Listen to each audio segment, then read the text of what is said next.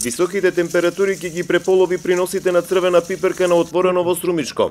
Пред стартот на бербата, кај засејаните површини кои не се заштитени, забележени се низа заболувања кај плодовите. Ова го потврди од Агенцијата за поддршка на земјоделството, каде тврдат дека сушното лето и високите температури предизвикале сериозни штети кај плодовите на куртовската капја, но и кај лозовите насади. Кај што после 12 часот се изложени таквата сончева радиација, имаме штети на таквите плодови околу плодот, кој што се приметува со изгореници над самиот плод. Меѓутоа, не само кај плодовите. Над 32 степени имаме одредени култури кај што престануваат со нивната функција над раст и развој. Што значи, ќе споменам кај пиперката, доаѓа до изфрлување на цвет, на формирањето на цветови. Недоволната влажност го прави своето.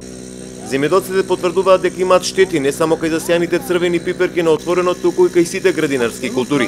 Секојдневно се на нивите да ги наводнуваат површините, заради што двојно им се зголемиле трошоците. Зголемени ви се трошоците за сега? Да, зголемени се.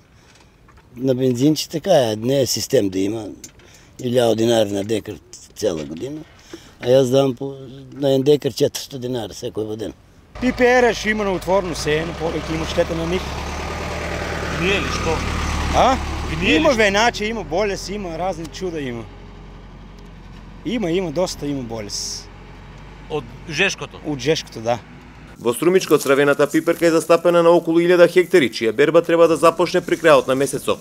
Земјоделците здравуваат дека нивите може да останат без род доколку продолжат високите температури. Штетите од високите температури се поизразени на посевите на отворено, претежно кај куртовската капја, чии плодови веќе почнаа да гнијат или пак да се сушат. За разлика од посевите на отворено, кај пластеничкото производство нема многу поголеми штети.